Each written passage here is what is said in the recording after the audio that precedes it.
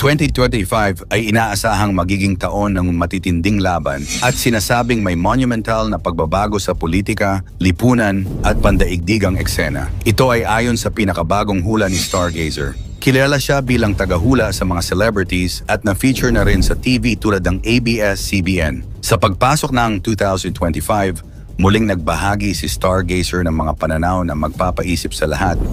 Ano ang mangyayari sa 2025? Yan ang ating aalamin. Sino si Stargazer? Si Stargazer ay kilalang psychic at spiritual guide na may kakaibang kwento ng buhay. Bata pa lamang napansin na niyang iba siya. May kakayahang makakita ng mga bagay na hindi nakikita ng iba at may kaalaman sa mga halamang panggamot. Sa kanyang kabataan, siya ay naging masugid na mambabasa ng mga libro tungkol sa UFOs, yoga at meditasyon.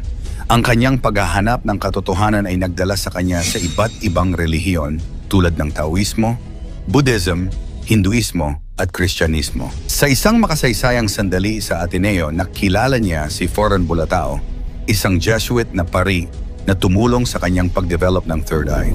Dito nagsimula ang mas malalim na paglalakbay ni Stargazer sa paranormal na mundo. Bagamat sinubukan niyang isantabi ang kanyang gift upang mabuhay ng normal, ang kanyang karanasan sa pag-ibig, sakit at pagtataksil ang nagtulak sa kanya upang balikan ito. Ginamit niya ang lahat ng ito upang magbigay inspirasyon sa iba at ibahagi ang kanyang kakayahan. Politikal na kaguluhan. Sabi ni Stargazer, tuloy-tuloy ang gulo sa lower at upper house ng Kongreso. Asahan na ang mga investigasyon na urong-sulong at tila may underground goings-on na nagiging dahilan ng pagkaantala ng mga desisyon. Isa raw babaeng politiko ang malalagay sa sentro ng kontrobersya. Magiging usap-usapan ang kanyang mga desisyon at galaw.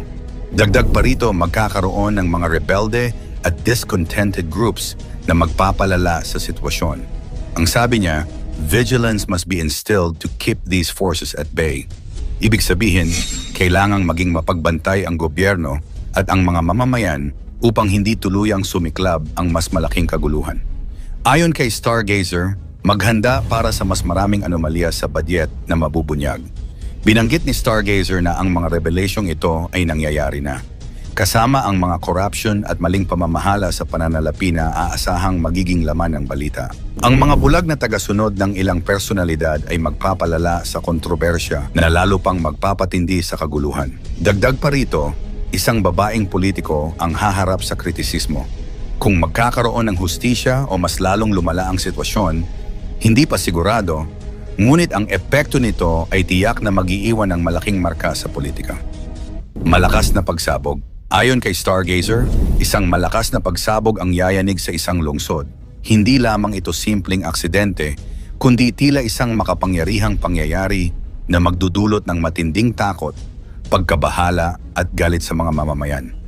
Ang eksaktong lokasyon o dahilan ng pagsabog ay nananatiling misteryo, ngunit ang epekto nito ay inaasahang malala at nagbabadya ng mas malalim na usapin tungkol sa seguridad at kapayapaan. Bukod dito, binanggit niya ang isang kakaibang bagay na makikita sa kalangitan, isang hindi pangkaraniwang tanawin na magpapagulo sa isipan ng marami. Maaaring ito ay isang celestial event o isang senyales ng mas malalim pang pagbabago sa kapaligiran at mundo. Dagdag pa niya ang sinasabing walls of a tunnel na guguho ay tila nagbabadya ng isang malaking trahedya. Ang posibleng pagguho ng isang critical na istruktura ay hindi lamang magdudulot ng pisikal na kapahamakan, kundi maaaring maglantad din ng mga isyu sa katiwalian, kapabayaan o kakulangan sa plano ng mga may kapangyarihan. Ang lahat ng ito ay tila nagpapahiwatig ng isang panahon ng kaguluhan at hamon kung saan ang kahandaan at pagkakaisa ng sambayanan ay tila masusubukan. Global conflict sa Middle East at iba pang bansa. Isang matinding pagbobomba raw ang magaganap sa Middle East, particular sa isang commercial area ayon kay Stargazer. Iran ang nasa depensa habang isang military vessel naman ang magiging target ng atake. Ang epekto nito ay isang matinding tensyon na muling magpapainit sa rehiyon, nagbabadya ng mas malalaking sigalot na maaaring kumalat sa iba't ibang bahagi ng mundo. Dagdag pa rito, isang kontrobersyal na opisyal ng gobyerno ang maglalabas ng pahayag na tila nagpapakita ng suporta sa komunismo, isang aksyon na tiyak na magdudulot ng ingay at galit mula sa iba't ibang kampo. Ayon kay Stargazer, ang mga silent wars na matagal nang nagkukubli ay muling magpaparamdam. Ang mga ganitong sitwasyon ay hindi lamang magdudulot ng kalituhan at pagkakawatak-watak sa pandaigdigang komunidad, kundi maaari ring magresulta sa hindi inaasahang alyansa at pagbagsak ng tradisyonal na kaayusan ng kapangyarihan. Ang pagpaslang sa isang tribu. Sa ibang bahagi ng mundo, may banggit si Stargazer tungkol sa massacre ng isang grupo ng mga tribu na may dark skin. Ang nakakatakot dito, tila may connection ito sa isang mas malaking plano na magiging sanhi ng matinding galit at pagbatikos mula sa international community. Dagdag pa, ang Russia ay magkakaroon ng isang questionable na hakbang na siguradong magpapataas ng tensyon. Sinabi rin niya na isang male monarch ang magiging sentro ng kontrobersya matapos gumawa ng isang hindi pangkaraniwang pahayag. Dagdag pa rito, ayon sa kanya, ang Grand Canyon ay magiging sentro ng balita dahil sa kakaibang dahilan. Maging ito man ay isyong pangkapaligiran, isang natuklasan, o isang bagay na lubos na hindi inaasahan, ang pagiging tampok ng Grand Canyon sa global na balita ay magiging kakaiba. Mga kalamidad at biglaang pangyayari.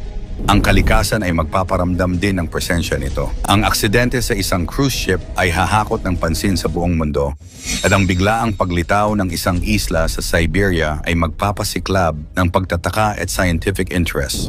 Samantala, may mga taong nakaputi at nagtatakbuhan para sa kanilang kaligtasan at mag-iiwan ng maraming katanungan kung anong kalamidad ang maaaring nagdulot nito. Bukod dito, isang malaking aksidente sa trend sa isang lugar na maraming populasyon ang kukuha ng napakaraming buhay. Showbiz at sports. Sa gitna ng kaguluhan, may mabuting balita para sa industriya ng showbiz. Sina Catherine Bernardo at Alden Richards o Kathleen ay magtatamasa ng kanilang matamis na tagumpay.